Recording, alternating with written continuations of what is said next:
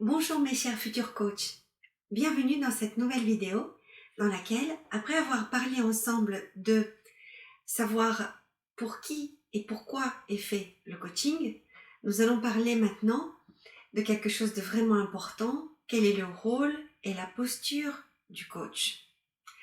C'est quelque chose de très important puisque c'est ce qui nous accompagne tout au long de nos accompagnements avec nos coachés, c'est-à-dire que nous avons un rôle à jouer, nous avons une posture à tenir et une manière d'entraîner les personnes d'un point A, le début du coaching, là où la personne souhaite quelque chose pour elle, jusqu'à un point B, là où elle obtient le résultat qu'elle désire obtenir en venant nous voir. C'est à partir de cet instant-là que l'on comprend que dès le début, nous avons une posture qui va avec le rôle que nous avons à jouer, c'est-à-dire d'amener cette personne d'un point A, son état actuel de sa vie, où elle vit quelque chose de difficile, où elle tourne en rond, où elle n'avance pas, où elle a des nouveaux défis dans sa vie, où elle affronte des gros changements, où elle a besoin d'évoluer sans savoir comment faire, etc. Ça, on en a parlé dans la précédente vidéo. Donc ça, c'est son point A, le point de départ, jusqu'à un point B. Et ce point B, c'est là où elle veut aller. Autrement dit, la toute première chose qui concerne notre rôle, c'est de comprendre et de faire verbaliser à la personne quel est son point B, quel est l'endroit où elle veut aller dans sa vie. Autrement dit, nous allons apprendre à faire cela avec des fixations d'objectifs, avec des choses très importantes pour elle et pour sa vie. Donc, cela veut dire que notre tout premier rôle, c'est de faire découvrir et clarifier à la personne que nous accompagnons son objectif. Son objectif qui a besoin de devenir, et on va l'apprendre dans un module qui est entièrement consacré, qui a besoin de devenir mesurable, atteignable, temporel, pour lequel on a besoin de lever des ressources, de trouver des manières d'éliminer les obstacles, etc. Mais ça, on va l'apprendre à part longuement. Toujours est-il que notre tout premier rôle, c'est de venir demander à la personne ce qu'elle souhaite réellement. On va en parler dans la prochaine vidéo qui concerne notre premier rendez-vous, mais ça veut dire que nous avons un fil conducteur de tous nos entretiens, de tout au long de notre coaching qui est: que désirez-vous? Quel est le résultat que vous voulez atteindre? Que puis-je faire pour vous? Comment pensez-vous que je pourrais vous aider? Quel est votre souhait à présent pour avoir une vie différente qui vous ressemble et qui est celle que vous désirez avoir? La réponse à toutes ces questions va amener la personne à se poser directement la question de savoir, eh bien oui, en effet, où est-ce que je veux aller? Qu'est-ce que je veux de concret dans ma vie? Et ça, c'est ce qui nous différencie également des thérapies dont on a déjà parlé dans une autre vidéo, c'est-à-dire que nous n'allons pas interroger sans arrêt le passé pour savoir quels sont mes symptômes. Nous voulons savoir où veut aller cette personne dans sa vie à partir de maintenant. Ce qui nous intéresse, c'est ce présent qu'on veut transformer dans son futur désiré. Et ça, c'est quelque chose de très important à garder pour vous en tête, puisque tout le temps où la personne va vous entraîner sur ces problématiques, qui sont évidemment extérieures, quand j'arrive, c'est de la faute de mon patron, de mon conjoint, de mes enfants, du manque de temps, de la conjoncture, du manque d'argent, de mon âge, de ceci, de cela. Nous, on va ramener tout le temps la personne à « que désirez-vous » vers quoi vous voulez aller. Parce que il va falloir que vous fassiez comprendre à cette personne par votre posture dès le début que vous êtes là pour l'aider à trouver son chemin, mais c'est elle qui trouvera son chemin et c'est la seule et unique personne qui peut trouver ce fameux chemin qui lui convient. puisque le coach est là aussi pour apporter un éclairage très important sur le fait que on ne peut pas changer les autres. On ne peut que se changer soi. Sur ce point, le rôle du coach est également d'identifier la motivation de la personne, ses stratégies qu'elle pourrait adopter, ses compétences, et vous allez le voir, nous allons en parler à de nombreuses reprises. Dès le prochain module d'ailleurs, qui est celui de la psychologie positive, nous sommes très centrés sur les capacités, les compétences de la personne, les savoirs qu'elle a d'ores et déjà, les ressources qu'elle a en elle et qu'elle pourrait utiliser différemment pour atteindre ses buts. Donc ça veut dire que notre but est de montrer, notre premier rôle est de montrer à la personne qu'elle a plein de capacités qui ne sont pas forcément encore utilisées et qu'elle peut se fixer un objectif clair et atteignable pour savoir où elle veut aller dans la vie. Et non plus juste où elle ne veut plus aller.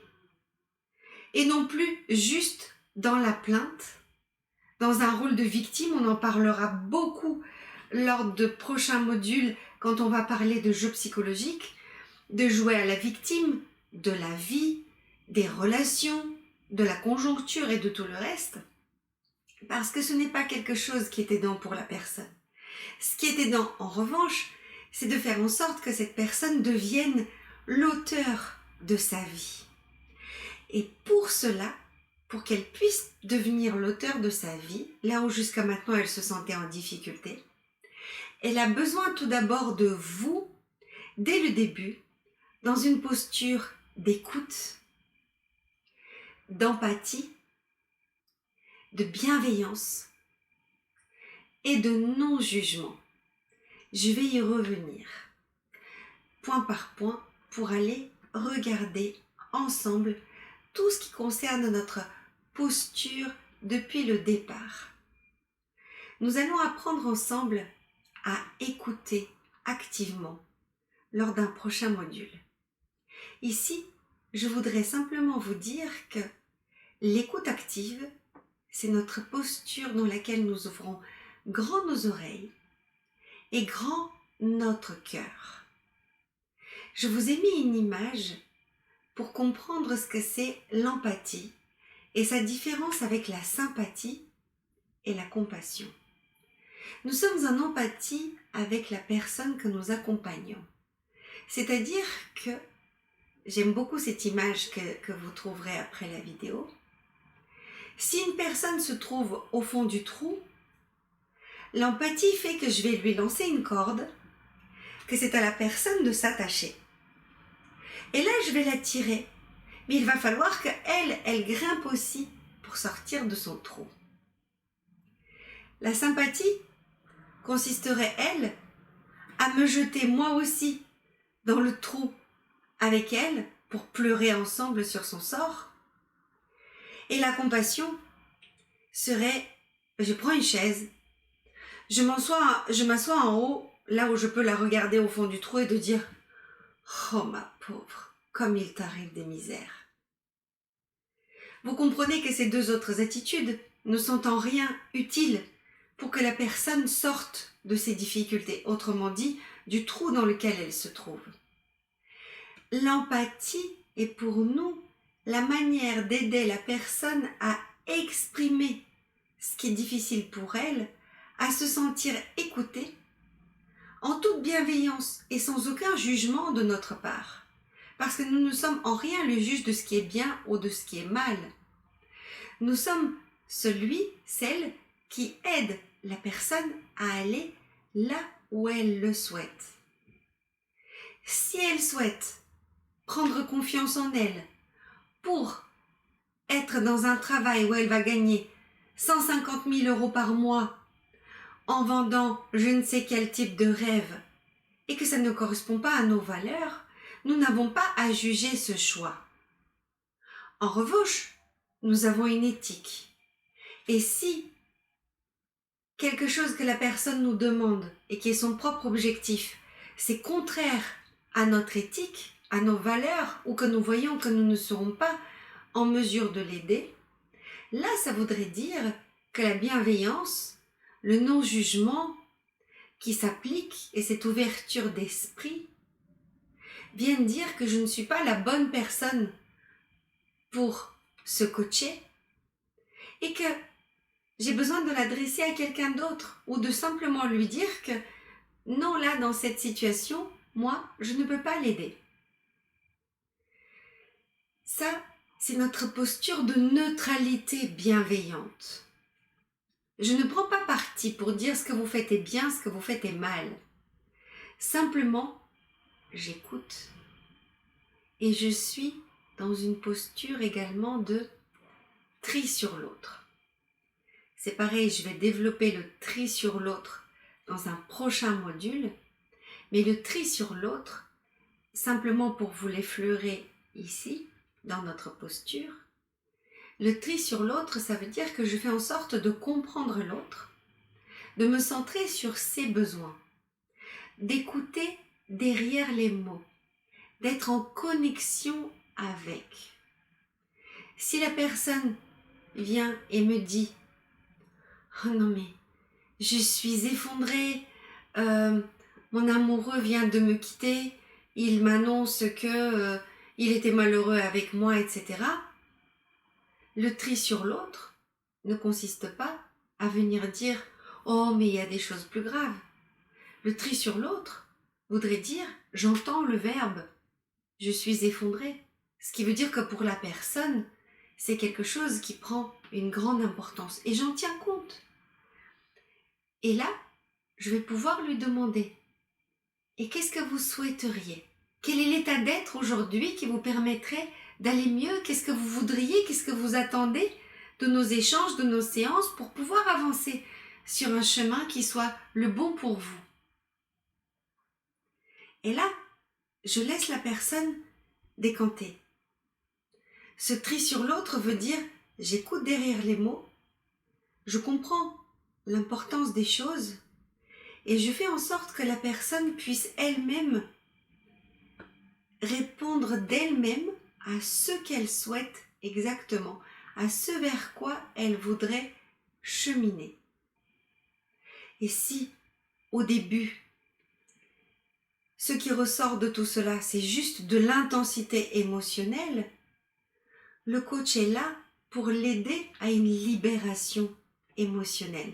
Nous en parlerons énormément aussi dans un module qui est consacré parce que nous sommes un être d'émotion. Et là, dans ce cas-là, le coach, c'est une personne à forte intelligence émotionnelle. Donc, en tant que coach, on va écouter, on va accompagner, y compris la forte émotion qui est présente. Et peut-être que on va directement, simplement accompagner aujourd'hui une sorte d'apaisement chez la personne. C'est déjà super pour un premier rendez-vous. Je parlerai directement du premier rendez-vous dans une prochaine vidéo.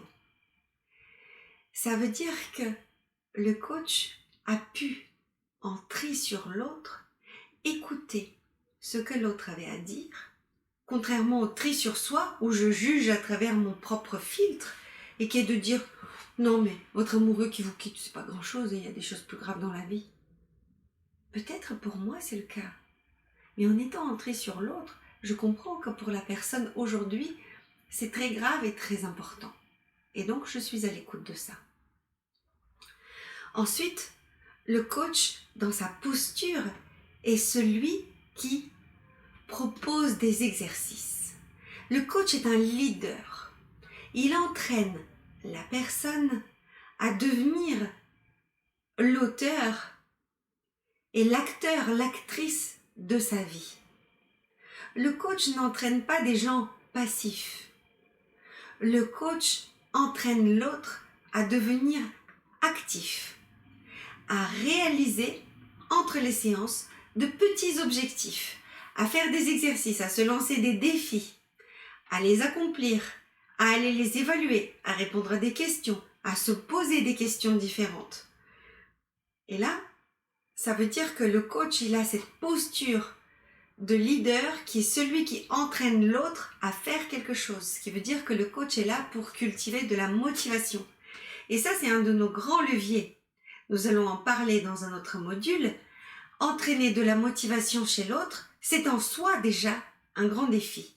Donc si vous avez une séance où vous avez l'impression de ne pas avoir avancé, mais que la personne ressort avec une motivation pour entreprendre une première action, ça veut dire que c'est déjà gagné. Et ça, c'est vraiment quelque chose d'important. Ensuite, le coach, par sa posture, il est là pour élaborer un cadre sécurisant pour la personne. Sécurisant en même temps que souple et évolutif. Je m'explique. La personne qui arrive ne vous connaît pas. Vous allez vous apercevoir souvent qu'elle va vous confier des choses qui sont malgré tout difficiles pour elle, et peut-être que ce qu'elle vous confie, elle ne l'a confié à personne jusqu'à présent. Ça veut dire que la personne a une grande confiance en nous. Nous avons besoin de la sécuriser par rapport à ça. Autrement dit, notre posture justement de leadership, de bienveillance, de compréhension, notre attitude neutre, calme, posée, va venir aider la personne à se sentir réellement accompagnée.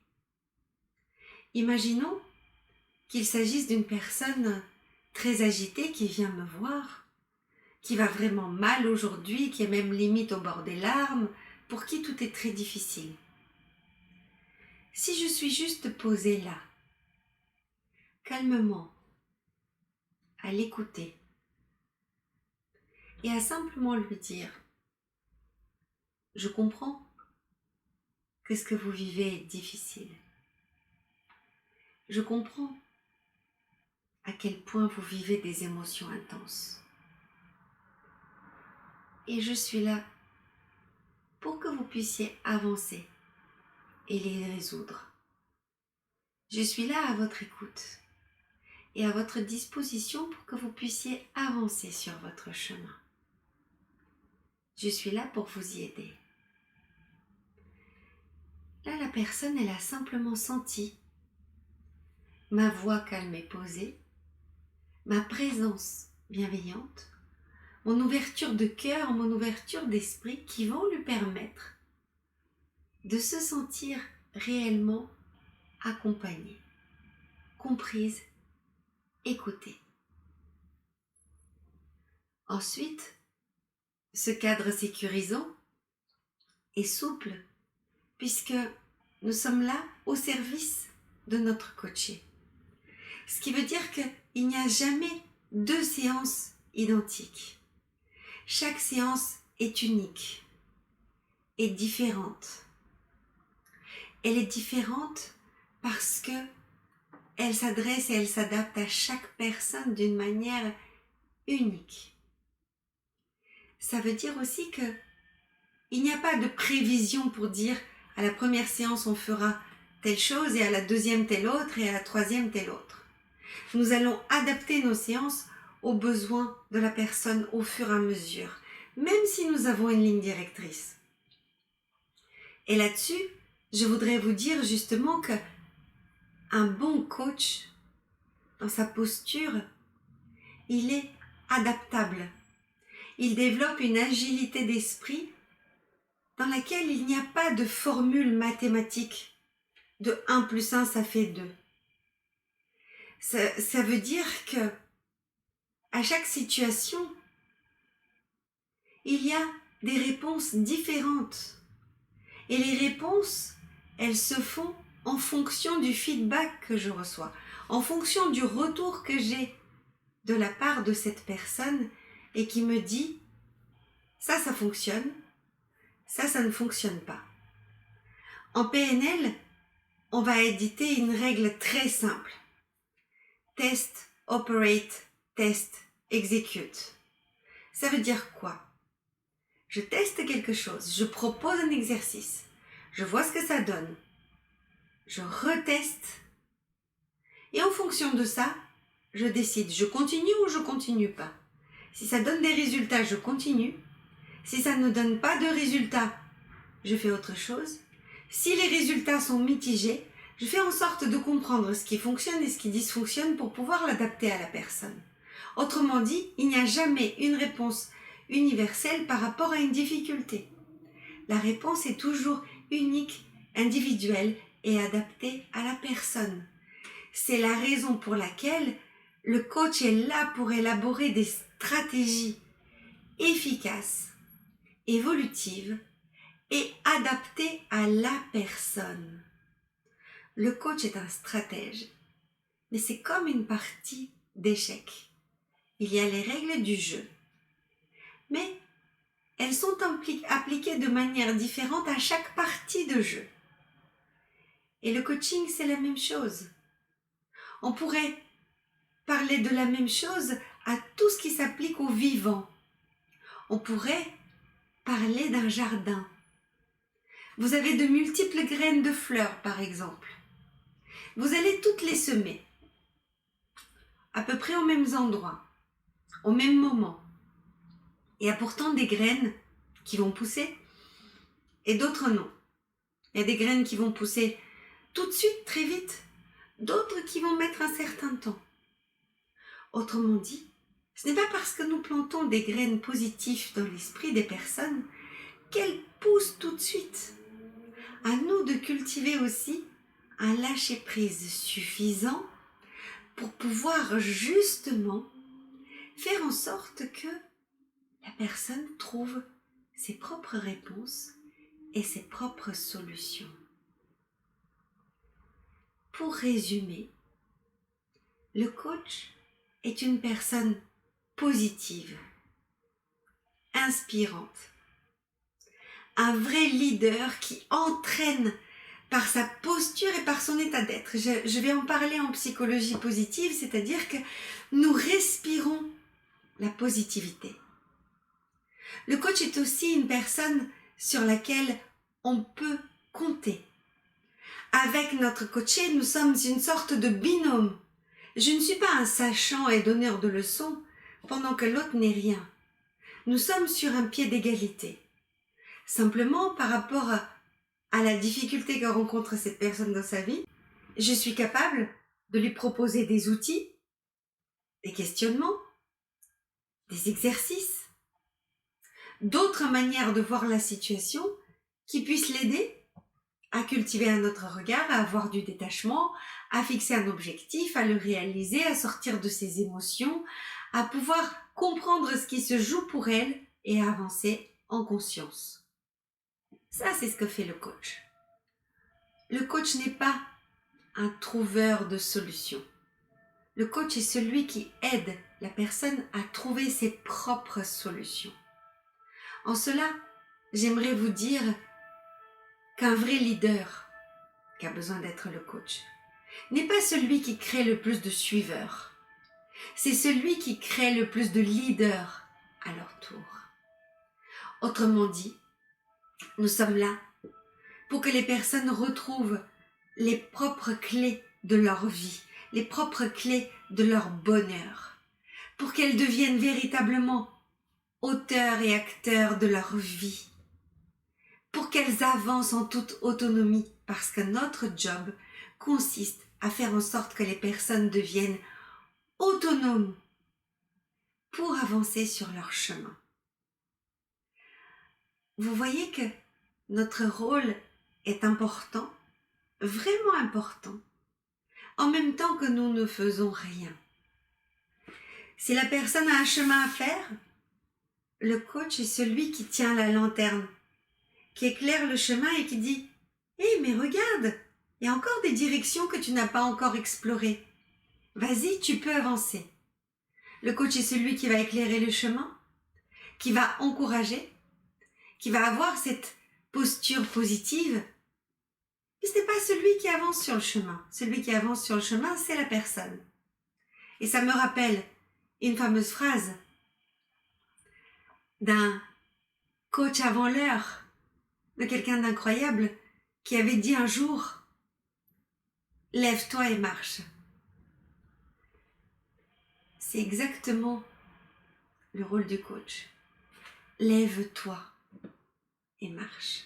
Je ne vais pas marcher à ta place. Je ne peux pas te lever à ta place. En revanche, je suis là pour te montrer que tu peux le faire. Ça, c'est le rôle et la place et la posture du coach.